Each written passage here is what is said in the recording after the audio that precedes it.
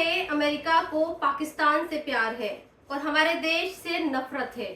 आज मैं आपको बताऊंगी कि पाकिस्तान अमेरिका की पीठ में छुरा भोंक रहा है, फिर भी डोनाल्ड ट्रंप वाला अमेरिका भारत से नफरत कर रहा है।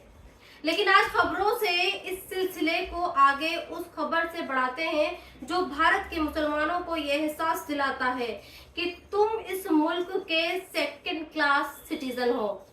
आज सुबह खबर आई कि मुख्तार अंसारी का जो छोटा बेटा है, जिसका नाम उमर अंसारी है, उसे उत्तर प्रदेश की पुलिस ने गिरफ्तार कर लिया है। उमर अंसारी की ये गिरफ्तारी लखनऊ से हुई।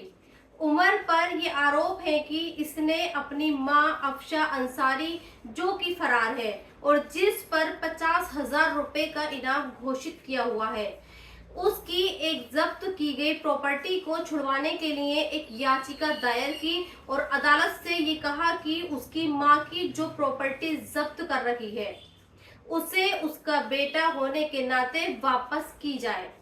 जब ये मामला कोर्ट में पहुंचा तो उल्टा उत्तर प्रदेश की पुलिस ने उसे ही गिरफ्तार कर लिया और ये कहा कि जो याचिका दायर की गई है, उस पर याचिका पर अफशा अंसारी के जो सिग्नेचर हैं वो फर्जी हैं और उन्हें उमर अंसारी ने ही किए हैं। हालांकि कानून के मुताबिक ये जुर्म है और इसकी सजा मिलनी चाहिए। लेकिन सवाल ये है कि क्या आज हमारे देश में इस तरह के जितने भी गुनाह हो रहे हैं या फिर जितने भी घोटाले हो रहे हैं, उनमें ऐसी ही सजा दी जा रही है। मुख्तार अंसारी को अगर आप सर्च करेंगे तो आज गूगल या फिर कोई दूसरा सर्च इंजन आपको ये बताएगा कि मुख्तार अंसारी गैंगस्टर था, माफिया था और इसी माफियागिरी के दम पर उत्तर प्रदेश में वो 5 बार विधायक भी बना। फिर आगे बढ़ते हैं और अब आपको उत्तर प्रदेश की एक और खबर दिखाती हूँ जो हमें ये बताएगी कि इस देश में मुसलमान सेकंड क्लास सिटीजन है। कल उत्तर प्रदेश की पुलिस ने दीपू सैनी नाम के एक शख्स को गिरफ्तार किया। इसकी गिरफ्तारी इसलिए हुई क्योंकि ये शख्स पेट्रोल बम बनाकर चलती ट्रेन पर हमला करता था। याद रखिएगा, एक तो ये पेट्रोल बम बनाता था और उस पेट्रोल बम से चलती ट्रेन पर हमला भी करता था और इसने ऐसा 2 बार किया। और जब ये तीसरा बार पेट्रोल बम बनाकर ट्रेन पर फेंकने वाला था, तब इसे पुलिस ने गिरफ्तार कर लिया।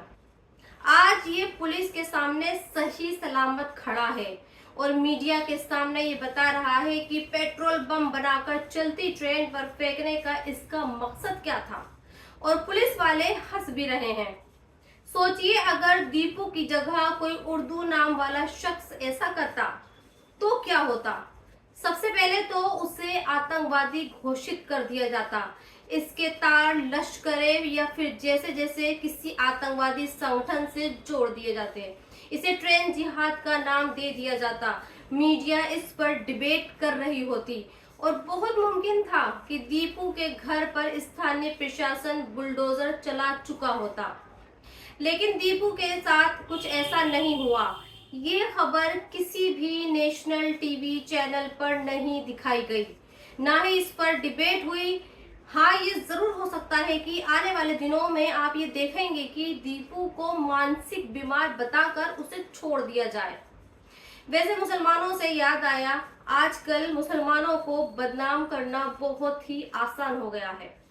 दरअसल कल एक रेस्टोरेंट के मालिक ने एक सीसीटीवी जारी किया है और इस सीसीटीवी को इसलिए जारी किया गया है ताकि दुनिया ये जान सके कि जिस रेस्टोरेंट में कुछ दिनों पहले वेज बिरयानी में हड्डी मिलने की बात कहकर तोड़ फोड़ की गई थी, उसका सच अब सामने आ गया है और इसलिए आज आपको ये वीडियो भी देखना चाहिए। उत्तर प्रदेश गोरखपुर में बिरयानी बे नाम का एक रेस्टोरेंट है। पिछले महीने की 31 तारीख को इस रेस्टोरेंट में कुछ 10-12 लड़के खाना खाने के लिए आते हैं और अचानक वेज बिरयानी में हड्डी मिलने की बात कहकर हंगामा शुरू कर देते हैं और रेस्टोरेंट के मालिक पर ये आरोप लगाते हैं कि सावन के महीने में उनसे मुर्गे की हड्डी खिलाकर उनका धर्म भ्रष्ट किया जा रहा है। इसके बाद हंगामा होता है और ये लड़के बिना पैसे दिए ही चले जाते हैं। कल यानी 3 अगस्त को इसी रेस्टोरेंट के मालिक ने एक सीसीटीवी जारी किया जिसमें ये दिखाया है कि असल में हड्डी बिरयानी में उन्हीं लड़कों ने मिलाई थी।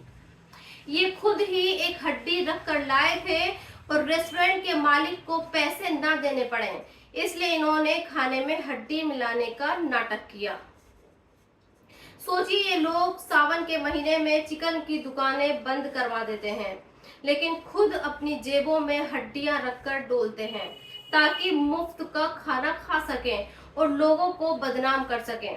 और अब बात पाकिस्तान की करते हैं। पाकिस्तान ने ईरान को परमाणु हथियार बनाने के लिए समर्थन दिया है और ये कहा है कि अगर ईरान शांतिपूर्ण तरीके से परमाणु हथियार बनाता है तो उसे ये हक है। ये बात पाकिस्तान ने खुद ईरान के राष्ट्रपति के सामने की। ईरान के राष्ट्रपति इन दिनों पाकिस्तान के दौरे पर हैं। अब लोग ये सवाल उठा रहे हैं कि आखिर अमेरिका और ट्रंप पाकिस्तान के इस रवैये पर कुछ क्यों नहीं कह रहे, क्योंकि ट्रंप ने ये 1,00,000 बार कहा है कि वो ईरान को परमाणु हथियार नहीं बनाने देगा।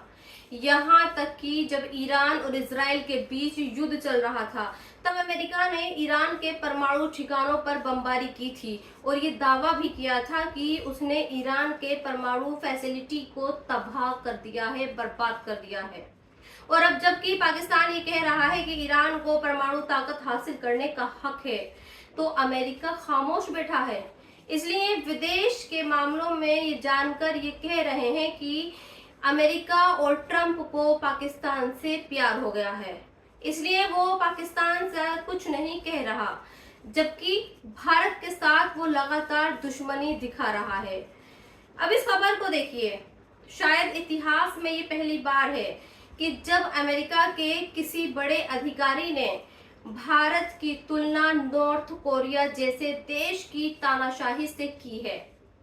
दरअसल कल फोकस न्यूज पर व्हाइट हाउस के डिप्टी चीफ ऑफ स्टाफ ने ये कहा कि भारत नॉर्थ कोरिया जैसा बर्ताव कर रहा है। और सिर्फ यही नहीं, इस चीफ ऑफ स्टाफ ने भारत पर यह भी आरोप लगाए हैं कि भारत यानी हमारा देश युद्ध के लिए फंडिंग करता है, इमिग्रेशन फ्रॉड करता है। सोचिए, जो पाकिस्तान परमाणु हथियार बनाने की हिमायत कर रहा है, उस पाकिस्तान पर अमेरिका प्यार लुटा रहा है। और हमारा देश जो ट्रंप को कभी दोस्त बताता है, आज वो हमारी तुलना नॉर्थ कोरिया से कर रहा है और हम पर युद्ध को फंडिंग करने के आरोप भी लगा रहा है। और हम अभी तक उसका नाम नहीं ले पा रहे हैं। हम साफ साफ ये भी नहीं कह पा रहे हैं कि अमेरिका तुम ऐसा क्यों कर रहे हो, या तुम्हें ऐसा नहीं कहना चाहिए। हाँ, जब हमारे देश के प्रधानमंत्री किसी पॉलिटिकल रैली में ये कहते हैं कि दिवाली आ रही है और हमारे देश के लोगों को सिर्फ स्वदेशी सामान खरीदना चाहिए, तो मीडिया इस बयान को ये कहकर चला देता है कि देखिए साहब, मोदी ने इनडायरेक्टली अमेरिका को जवाब दे दिया है। खैर यही है। और इस बीच आपको ये भी बता दूं कि डोनाल्ड ट्रंप ने 38वीं बार ये कहा कि उन्होंने ही इंडिया और पाकिस्तान के बीच छिड़ी जंग को रुकवाया था। तो दोस्तों, आज के इस वीडियो में इतना ही। आप भी अपनी राय कमेंट बॉक्स में लिखकर मुझे जरूर बताएं और अब तक आपने मेरे चैनल को सब्सक्राइब नहीं किया है तो प्लीज सब्सक्राइब जरूर कर दें। शुक्रिया।